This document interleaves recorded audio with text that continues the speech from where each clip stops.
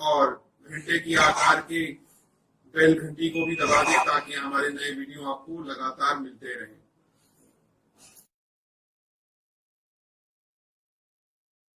नमस्कार दोस्तों, धर्म रहस्य चैनल पर आपका एक बार फिर से स्वागत है। आज हम लोग एक अनुभव को लेंगे जो मेरे शिष्य भी हैं, उन्होंने अपना अनुभव भेजा है और गुरु कर्म भी इस वक्त कर रहे हैं। तो किस प्रकार से उनके जीवन में माता दुर्गा के 32 नामों के पाठ से एक विशेष तरह का अनुभव हुआ जो मेरे अनुभव से मिलता जुलता भी था। तो चलिए जान लेते हैं कि किस प्रकार से उनके जीवन में कौन सा अनुभव घटित हुआ था और वह क्या बताना चाहते हैं। प्रणाम गुरुजी, जय हो माता आदिशक्ति जगदम्बा की। मेरा नाम रोहन राजपुत्र है, 18 साल का हूं। आप कैसे हैं गुरुजी? आशा करता हूं अच्छे ही होंगे। आज मैं आपके सामने अपना ही एक अनुभव प्रस्तुत कर रहा हूं जो कि माता की 32 नामावली साधना का है। इस अनुभव से मुझे यह ज्ञात हुआ कि आप जो कुछ भी कहते हैं साधना जगत में वह सब सत्य ही है। इसका मेरे पास प्रत्यक्ष प्रमाण भी मिल चुका है। इसलिए मैं ध्यान पूर्वक कह सकता हूं कि आपके जैसा श्रेष्ठ और महान गुरु मिलना इस कलयुग में सौभाग्य की ही बात है। मैं स्वयं को भाग्य की सराहना करता हूं कि मुझे आप जैसे योग्य गुरु की ही प्राप्ति हुई है। माता से मेरी यही कामना है कि जितने भी गुरु भाई बहन आपके वीडियो को देखते हैं उन सभी को आप गुरु के रूप में प्राप्त हो, सबका जीवन सार्थक हो और सफल हो सके। तो चलिए मैं आपको बताता हूं अपना अनुभव। माता के 32 नाम की साधना का अनुभव है। मैं पहले ही आपको बता देता हूं कि यह अनुभव केवल और केवल धर्म रहस्य चैनल के मेरे पूजनीय गुरुदेव श्री सूरज प्रताप जी को ही समर्पित है। अन्य कहीं भी इसको कहीं भी भविष्य में अपलोड नहीं किया जाएगा। मैं इसकी खुद जिम्मेदारी लेता हूं। गुरुजी, बात है फरवरी 2020 की, जब मैं उत्तर प्रदेश के उत्तराखंड आने वाला था। मैं कभी भी अकेले नहीं आया हूं। सफर में हमेशा परिवार के साथ ही जाता हूं, पर मेरे इस बार कुछ ऐसा हुआ कि मुझे उत्तराखंड अकेले ही जाना था। मेरी सारी तैयारी संपन्न हो चुकी थी, तभी भाग्य से मेरे ही कुछ दूर के रिश्तेदार भी उत्तराखंड आने वाले थे। यह बात जब मेरी मम्मी को पता चली तो उन्होंने मुझसे कहा कि तुम लोगों के साथ चले आओ, ऐसे रास्ते में कोई दिक्कत नहीं आएगी और इसकी वजह से अकेलापन भी नहीं लगेगा। मैंने भी सोचा हाँ ठीक है, चला जाता हूँ, अच्छी ही बात है। अकेले जाने से तो मम्मी ने मेरे रिश्तेदारों को फोन करके कहा कि आप मेरे बेटे का भी रिजर्वेशन टिकट करवा लीजिए उस ट्रेन का। उन्होंने कहा ठीक है, हम करवा लेंगे। आज मैं तैयार हो चुका था। जिस दिन जाने को हुआ उससे एक दिन पहले ही उन्होंने फोन करके मम्मी को बताया कि उन लोगों का रिजर्वेशन हो चुका है पर मेरा नहीं हो पाया है। फिर भी उन्होंने बोला कि आप उसे भेज दीजिए हमारे ही पास, हम साथ में उसको लेकर चले जाएंगे, दिक्कत वाली कोई बात नहीं है। मम्मी ने मुझे भेज दिया उन सबके पास। मैं उनके पास गया और वह मुझे लेकर रेलवे स्टेशन आ गए। उन्होंने मुझसे कहा कि तुम्हारा रिजर्वेशन तो नहीं हो पाया है, तो तुम ऐसा करो कि तुम जनरल का ही टिकट ले लो। तो मैंने उन लोगों से पूछा कि क्या मैं आप लोगों के साथ नहीं जाऊंगा? उन्होंने कहा कि नहीं, तुम टिकट ले लो, हमारे साथ रिजर्वेशन में बैठ जाना। फिर मैंने उन लोगों से पूछा कि अगर टिकट चेक करने वाला आएगा तो हमको डांटेगा और फाइन भी लगाएगा। उन्होंने कहा कि चिंता मत करो, हम सब कुछ संभाल लेंगे। जब टिकट चेक करने वाला आएगा तब हम उससे बात करके उसको समझा लेंगे। फिर मैंने वैसा ही किया। उन्होंने कहा था कि टिकट लेकर के मैं रिजर्वेशन वाले डिब्बे में बैठ जाऊं। शाम तक तो सब कुछ आराम से चला और कोई दिक्कत भी नहीं थी, हम आराम से ही बैठे हुए थे। पर शाम होने लगी तो एक डर सा मन में आता है मेरे मन में कि यदि टिकट चेक करने वाले आएगा तो क्या होगा, और हुआ भी ठीक वैसे ही। रात को 9:10 पर लगभग एक टिकट चेक करने वाला हमारे डिब्बे में घुसा और डिब्बे में भीड़ को देखकर वह गुस्सा हो रहा था, क्योंकि उसके पास लिस्ट थी जितने लोगों का रिजर्वेशन हुआ था। उस समय ट्रेनों में काफ़ी भीड़ हो रही थी, इसलिए जनरल के लोग इस रिजर्वेशन में और कुछ तो बिना टिकट के ही रिजर्वेशन में घुस चुके थे। इस बात पर वो काफ़ी गुस्सा हुआ। उसने लोगों के टिकट चेक करना शुरू कर दिया। जिन भी लोगों का उसने जनरल का टिकट देखा उनको उसने साफ साफ कह दिया कि मैं तुम्हें इस स्टेशन पर उतार दूंगा, और उनसे फाइन भी ले रहा था। फिर भी उनको उतारने की धमकी दे रहा था, और जिनके पास टिकट नहीं था उनसे वह काफ़ी बदतमीजी कर रहा था, और मुझे भी काफ़ी डर उस बात से लगने लगा। मैंने सोचा क्या होगा अगर इसने रात को मुझे यहीं उतार दिया तो मैं कहाँ जाऊँगा, क्योंकि मैंने कभी भी अकेले सफ़र नहीं किया है। मैं उस समय काफ़ी बुरी तरह से डर चुका था और मन ही मन माता आदिशक्ति जगदम्बा और अपने पूजनीय गुरुदेव जी को याद कर रहा था कि मेरी रक्षा करें। तभी मुझे गुरुदेव जी की एक बात स्मरण हो आई कि मैं जब अपने घर पर था और जब भी अपने गुरु मंत्र का जाप करता था, जाप करने के बाद माता के 32 नामावली का एक माला रोज नियम से जाप करता था, पर कभी भी मैंने कुछ माता से मांगा नहीं था, क्योंकि गुरुदेव ने कहा था कि जब तक कोई भारी संकट या विपत्ति सामने ना आए तब तक माता का आवाहन नहीं करना चाहिए। जब कोई भारी संकट हो तभी माता को पुकारना चाहिए। उस समय मैं सोच रहा था कि माता इस समय मैं मुसीबत में हूँ और मुझे डर भी लग रहा है, मैं क्या करूँ। मुझे कुछ समझ में नहीं आ रहा था।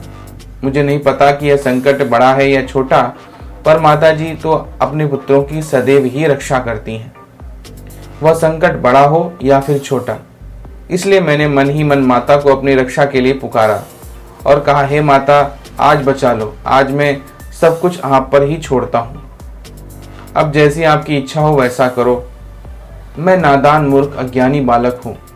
मैं ऊपर वाली सीट पर बैठा था, बैठा क्या था, लेटा ही हुआ था। मैंने वहीं पर अपनी आंखें बंद किए, मन ही मन माता के 32 नामों का जाप करने लगा और अपनी आंखें नहीं खोली। मुझे उस टिकट चेक करने वाले की आवाज़ आ रही थी। वह सभी का टिकट चेक कर रहा था और मेरा डर बढ़ता ही जा रहा था। अब मैं क्या करूं? बस मैं मन ही मन 32 नामावली बोल रहा था।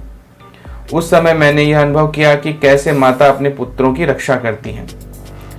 वह टिकट चेक करने वाला मेरे सामने वाली की सीट को चेक कर रहा था और ऐसा करते करते उसने सारे डिब्बे के लोगों के टिकट को चेक किया। मेरे नीचे बैठे लोगों को भी चेक किया, पर मानो ऐसा कुछ हो गया कि जैसे ही मैं उसे दिखा ही नहीं। मुझे कुछ भी नहीं पता। मुझे आंखें खोलने को कहा ही ना हो, मैंने उससे कुछ देखा ही नहीं, और उस बात से मुझे अत्यंत ही प्रसन्नता हो रही थी और मैं मन ही मन माता को धन्यवाद दे रहा था।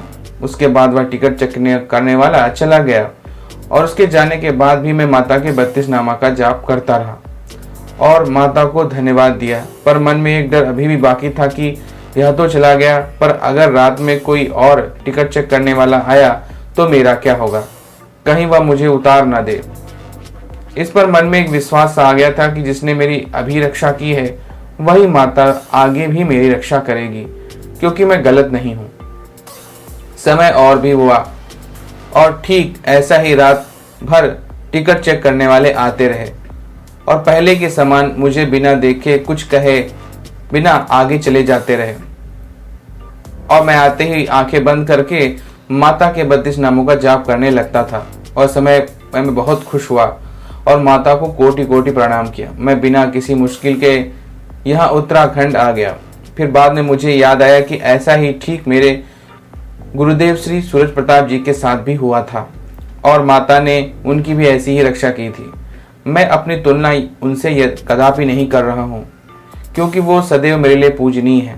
मैं तो उनके चरणों की धूल के बराबर भी नहीं हूँ। उनके जैसा ना कोई है और ना ही भविष्य में कोई होगा। हमारे गुरुदेव अपने शिष्यों को पुत्र समान मार्गदर्शन करते हैं और सहायता भी करते हैं। मैं यही सभी से कहना चाहता हूँ और निवेदन करूँगा कि जिन भी गुरु भाई बहनों ने गुरुदेव से दीक्षा नहीं लिए हैं वह शीघ्र ही दीक्षा ले लें। उसके बाद उन्हें अनुभव होगा कि गुरु शक्ति क्या होती है, कैसे माता सदैव अपने भक्तों की रक्षा करती हैं और उनका समय समय पर मार्गदर्शन और उन्नति करती हैं। जैसा कि हमारे गुरुदेव बताते हैं कि गुरु मंत्र का 9 लाख जाप करने के बाद स्वर्ग के द्वार सभी के लिए खुल जाते हैं और आप मुक्ति की ओर बढ़ने लगते हैं। गुरुजी, मेरा एक आपसे प्रश्न भी है। जैसा कि मैंने आपको बताया था कि ब्रह्म मुहूर्त में उठकर 4 बजे भोर में यहाँ उत्तराखंड में ही श्री गंगा नदी के पास बने शिव मंदिर में गुरु मंत्र का जाप करता हूँ, पर किसी कारण मैं कल नहीं जा पाया और मेरी नींद खुली पर फिर से नींद आ गई और मैं सो गया। मैंने एक सपना देखा कि मैं भगवान शिव के मंदिर में जा रहा हूँ पूजा करने और वहाँ एक पुजारी जी खड़े हैं। मैंने अपनी पूजा समाप्त करके उन पुजारी जी के पास जाकर कहा कि मुझे कलावा दे दीजिए हाथ में बांधने के लिए। जब उन्होंने मुझे अपने पास बुलाया कलावा लेने के लिए, मैं गया और उनके पास ढेर सारे शिवलिंग रखे थे। मैंने उनसे कहा कि आप मुझे भी एक शिवलिंग दे दीजिए। तब उन्होंने मेरे हाथ में नीले रंग का शिवलिंग रख दिया और मैं जब जाने लगा तो उन्होंने मुझे वापस बुलाया और सुहाग का सामान, लाल चूड़ियां भी मेरे हाथ पर रख दिया और कहा कि इनके बिना इनकी उपासना संभव नहीं है। उसके बाद मेरे हाथ पर चांदी के कुछ सिक्के भी दे दिए। मैं तो समझा नहीं और जाने लगा। रास्ते में मुझे चांदी की मूर्ति के सर और हाथ गिरे हुए मिले। मैंने उन्हें उठा लिया। गुरुजी, मेरा यही आपसे प्रश्न है कि सपने का मतलब क्या है? मैं कुछ समझ नहीं पा रहा हूँ। अब आप ही मेरा मार्गदर्शन करें गुरुजी। और मैं आपसे अनुरोध करता हूँ कि इस विषय पर आप वीडियो अवश्य बनाएं ताकि लोगों को माता जी के चमत्कार का पता चल सके। प्रणाम गुरुजी। जय हो माता आदिशक्ति जगदम्बा। धन्यवाद। तो देखिए, यहाँ पर आपने अपना अनुभव साझा किया है और माता की कृपा के बारे में बताया और यह वास्तविकता है। हमारे साथ भी ऐसे ही कुछ घटित हुआ था जिसके पहले मैंने वर्णन कभी किया था और वहां पर भी माँ अदृश्य कर देती हैं अपने भक्तों को जब उसके ऊपर कोई संकट आने वाला होता है। सामने वाला होते हुए भी उन्हें नहीं देख पाता है। रही बात आपके अनुभव की, तो यह हमेशा माता अपने भक्तों की रक्षा करती ही करती हैं। अगर आपकी सच्ची श्रद्धा है और अकारण ही आपके ऊपर कोई संकट आ रहा है तो अगर आप उन्हें पुकारेंगे सच्चे हृदय से तो अवश्य ही वो साथ देती हैं। इसमें माता के 32 नामों का पाठ बहुत ही शुभ माना जाता है और हर प्रकार के संकट को टालने वाला और तुरंत सहायता करने वाला यह स्तोत्र माना जाता है।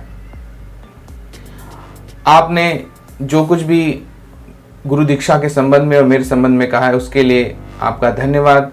और सिर्फ इसलिए नहीं कि मैं अच्छा हूं, इसलिए गुरु दीक्षा लीजिए क्योंकि आपको अपनी मुक्ति के मार्ग को खोलना है। मैं उस मंत्र का जाप कर रहा हूं तो मैं यही चाहता हूं सारे लोग उस मंत्र का जाप करें। इसके अलावा आपको मैं जो है एक वीडियो भी भेजूंगा, उसको भी आप जरूर देख लीजिएगा।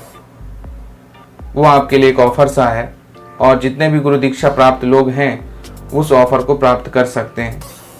साथ ही साथ आपने जो सपना अपना बताया है उसका अर्थ सीधा सा यही है कि भगवान शिव और माता दोनों की साधना करने पर ही दोनों की प्रसन्नता प्राप्त होती है।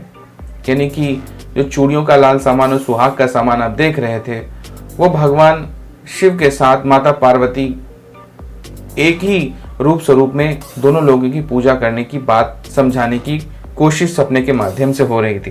यानी भगवान शिव के मंदिर में जाकर भगवान शिव आप पर प्रसन्न होंगे गुरु मंत्र के कारण, लेकिन बिना माता की सहायता से ऐसा संभव नहीं है। इसी प्रकार केवल माता की वंदना और उपासना करने वाले को भी भगवान शिव की मंत्र की जरूर एक माला या मंत्र का 2-4 बार उच्चारण अवश्य करना चाहिए और उनसे भी आज्ञा लेनी चाहिए, क्योंकि भगवान शिव और माता आदिशक्ति अंतर नहीं है दोनों में। दोनों एक ही हैं, केवल एक पुरुष रूप है एक स्त्री रूप है और यही आपको सपने के माध्यम से बताने की चेष्टा की गई है। तो इस बात को समझते हुए आप भगवान शिव को पहले नमस्कार करते हुए उनके मंदिर में बैठ करके फिर माता के मंत्र का जाप या अपने गुरु मंत्र का जाप करते हैं तो दोनों लोगों की कृपा आपको मिलती है।